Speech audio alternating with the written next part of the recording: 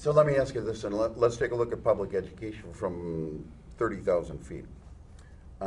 It costs a lot of money. On average, we're spending I believe in our district it's over 11. $11,000 per student.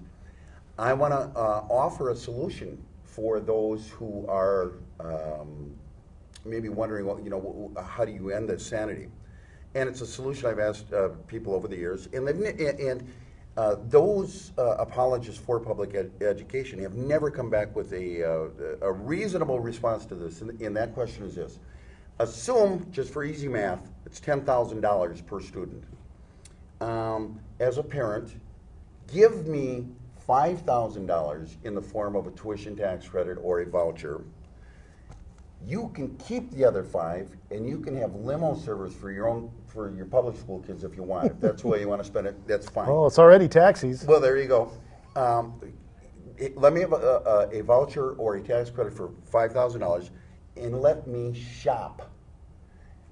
That is injecting market influences into public education, because you would see parents across the board faced with that decision. What do I do with my kid? What's in my kid's best interest, not the district's best interest or the union's best interest? Well, and that's really important, and I think that's something that we've got to say to people is what vouchers and tuition tax credits are about is taking the power and the decision making out of the hands of government and putting it into our hands. It's a radical concept. Well, I hope you understand we don't that. want to have that. They might have some change missing. You might have. Uh-oh. Well, I mean, as it stands right now. I'm keeping this, man. I What do smell a rat. Oh, there's a new two-step. I'm keeping this. As I got to it have stands something now. for my retirement. Yeah.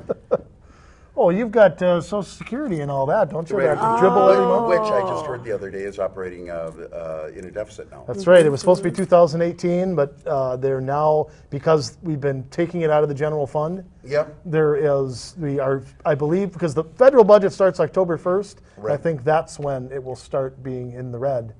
Okay. Well, now that government has solved education and retirement, what else can government do for us? Boy, But they haven't solved education. We have kids coming into my workplace that have recently graduated who can't string a sentence together, let alone spell any of the words in it. That's what spell check's for. How in the world are these people graduating from school is beyond me. They can't even speak in sentences. Yo, sup.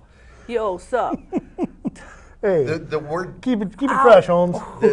the word like is used. Oh. It's supposed to Oh, be like yes, similar like to. I know, That's like we've similar got to. somebody like that, you know, like That's that. got a lot of definitions now. Oh, it's crazy. It makes me crazy. But from what I understand and what you were telling me earlier, is the local District 281 has found and will be using a backdoor method to extract more revenue from the local people. And will it be widely disseminated through the usual sources, do you think? Probably. The only place I've seen it in the public is the Sun Post, our local Sun Post, which put the headline on page 1 and how much it cost on page 27 of the March 18th edition. That would seem to be almost, sorry. I had another thought there. It just That it would went right on my be ear, I think. Journalistically Yeah. irresponsible. Well, but you know, I'm not shocked at that. They've been No, it's a cheerleaders common for the practice. district for a long time. Well, now. as a matter of fact, the reporter who writes the bulk of their education we won't mention that. person. happens to be married to a school administrator. Yeah. That's right. Oh, yes.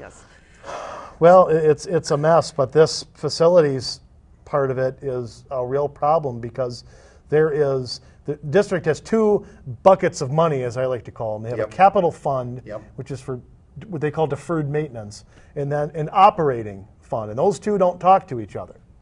They can't dip out of one and give to another, but Let's think outside the box a little bit, which in the business world, when they say we want people to think outside the box, and the second you do, they put you back in the Yeah, I box. want Yeah. you in the box. well, Yeah. and in public education, public the ed- boxes are yeah, the nailed box shut. is nailed shut. But let's for the sake of argument, let's say that we had a situation where parents would have that $5,000 check or $6,000, whatever the amount is, to spend from a tuition tax credit or a voucher, and actually go in the marketplace and shop.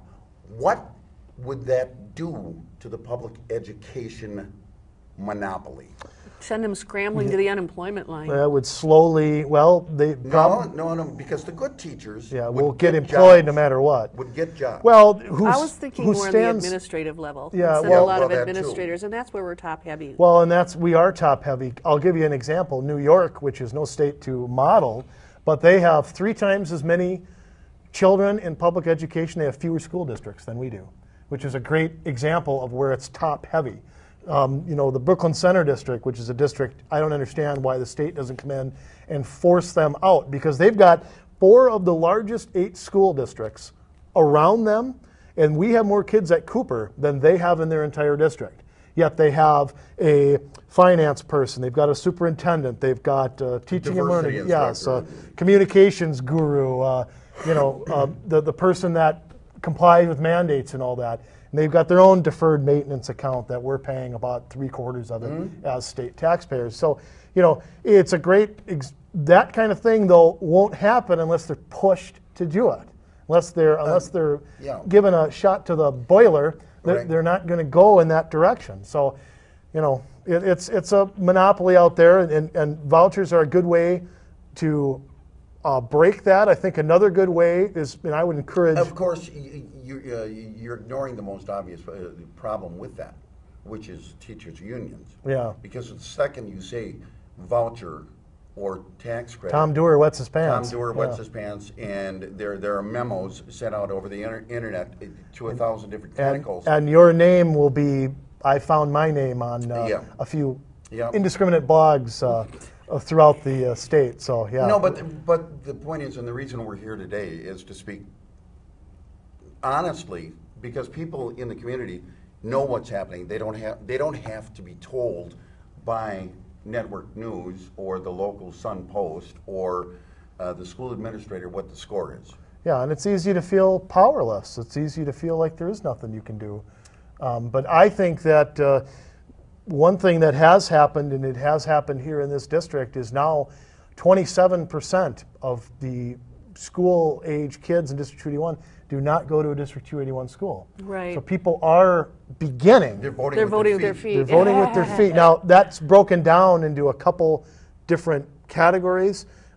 Charter schools, which have popped up all over Minnesota, even though, despite the they're trying to retard the growth in that. Trying to do that. Sorry, I used that word, retard. Yeah, oh no. You need to go to diversity training. We need the PC police to come and handcuff you.